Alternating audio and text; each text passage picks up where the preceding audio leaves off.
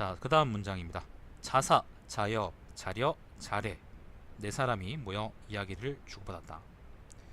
누가 무, 없음 무여 없을 무를 머리로 삼고 살생을 등줄기로 삼으며 뒤질 사를 엉덩이로 삼을 수 있을까? 누가 생과 사, 존과 망이 한 가지임을 알 수 있을까? 그러한 자와 벗을 삼으리라. 네 사람은 서로의 얼굴을 쳐다보면서 웃고는 뜻이 맞아 이윽고 벗이 되었다. 요 사람들은 전부 다 도인들이죠. 자, 갑자기 자여가 병이 나서 자사가 문병을 갔다. 그러니까 자여가 말했다. 위대하도다. 조물자여, 내 몸을 이토록 굽게 하려는구나. 등은 굽어 불쑥 나오고 오장은 위로 올라가 있으며 턱은 배꼽에 가려지고 어깨는 정수리보다 높이 올라가 있으며 목덜미는 하늘을 가리키고 있었다. 음양의 기가 어지러워졌으나 그 마음은 한정하기가 아무 일도 없는 듯하였다. 한정이라는 것은 고요하다 그런 말이겠죠. 한가하고 고요하다. 비척거리며 우물에 가서 물에 비추어 말하였다. 저 조물자는 내 몸을 이토록 굽게 하려는구나. 자사가 말했다. 자네는 그것이 싫은가? 자, 이러니까 자여가 마치 말했습니다. 아니, 내가 어찌 싫어하겠느냐. 내 왼팔을 조금씩 변화시켜 닭으로 만들다면 난 그것이 새벽을 알리기를 바랄 것이다. 내 오른팔을 활로 만든다면 난 그것으로 올빼미를 쏘아 맛있는 새구이를 만들 것이다.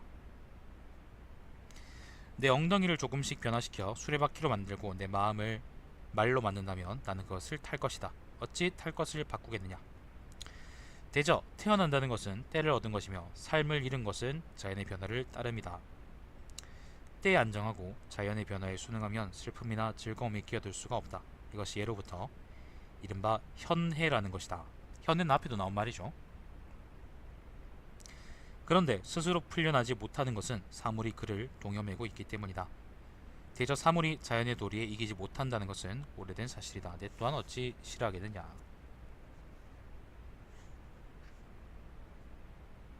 병이 걸려서 몸이 막 변해요. 뒤틀려요. 곱추가 됐죠. 근데 그걸 가지고 나쁘지 않다고 얘기하고 있죠. 왜냐하면 그게 자연이 시키는 바니까. 자연이 하라는 바로 그대로 살겠다는 거예요. 그게 장자가 얘기하는 도인이겠죠. 막 무슨 여러분 마음속에 있는 도인처럼 막 물을 포도주를 바꾸고 그런 기적을 일으키는 걸 보고 도인이라 그런 게 아닙니다. 거기 잘 살아가는 걸 보고 그걸 부정하지 않고 그걸 보고 잘 올려서 살아가는 걸 보고 여기서는 도인이라 그러는 겁니다. 자, 갑자기 자, 이번엔 자래입니다.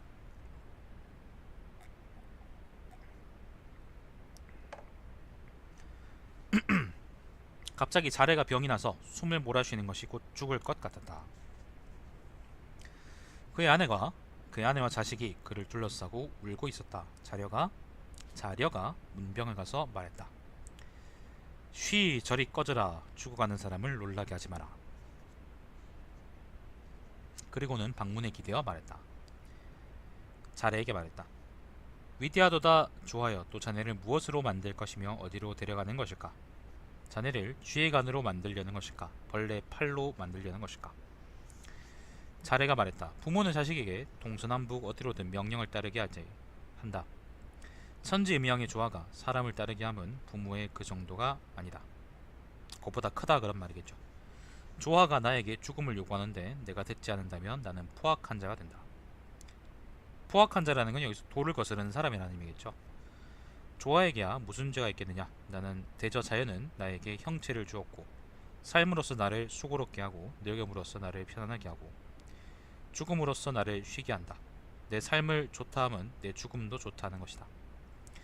지금 훌륭한 야금사가 쇠를 녹여 주물을 만들려는데 쇠가 뛰어오르며 나는 반드시 막야가 될 것이다 라고 한다면 훌륭한 야금사는 반드시 상서롭지 않은 쇠라 생각할 것이다. 이게요, 이거는 이건 되게 재밌는 구절인데, 막야라는 거는 옛날에 명검이에요. 명검, 간장과 막야 뭐 그런 말은 들어보셨을 거예요. 그러니까 예를 들면 그 대장장이 그러니까 쇠 다루는 사람이 막 이제 이 쇠를 가지고 뭘 하려고 쇠를 막 녹이고 있는데 갑자기 쇳물에서 쇠덩이가 튀어나와가지고 불쑥 튀어오르면서 나를 마귀로 만들어라. 나는 이제 명검이 되고 싶다라고 그런다면은 뭐 그 쇠야 당연히 이제 그렇게 명검이 돼가지고 길이길이 남고 싶겠지만 근데 쇠를 다루는 대장장 입장에서는 어떻겠어요? 아이 족 같은 거네. 생각할 거 아니에요. 결국 돌을 거스른다는 거는 사람들이 그 쇠 같다는 거고 쇠라는 것이고 도라는 것은 도나 아니면 자연 여기서 얘기하는 조화라는 것은 대장장이 해당하는 거죠. 대장장이가 쇠를 가지고 그걸 뭘 하든 간에 그거는 자연의 이치이지 그거는 사람이 왈가왈부할 게 아니라는 거예요. 두고 그대로 잘 살면은 그것이 잘 사는 것이라는 거죠.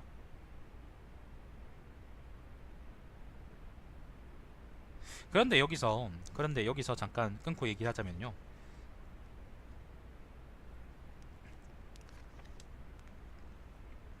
여기 나오는 그 장자의 태도를 그냥 단순하게 현실 수능적인 도피적인 태도라고 난 생각하진 않아요. 저는 절대 그렇게 생각하진 않아요.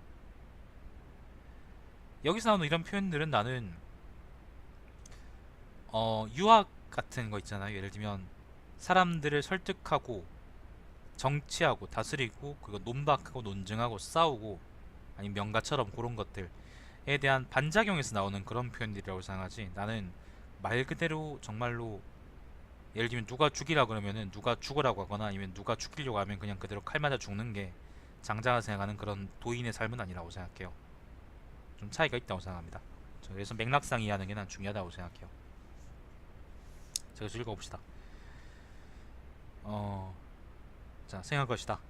지금 한번 사람의 형태로 타고났다고 해서 사람뿐이다 라고 한다면 그냥 예를 들면 내가 죽어도 다시 사람으로 태어나고 싶다 라고 한다면 조화자는 반드시 상스럽지 못한 인간이라고 생각할 것이다. 지금 천지를 커다란 용광로로 생각하고 조화를 훌륭한 야금사로 생각한다면 어디로 가든 좋지 않을 것이 있겠느냐. 편안히 잠들고 문득 깨어나는 것이다.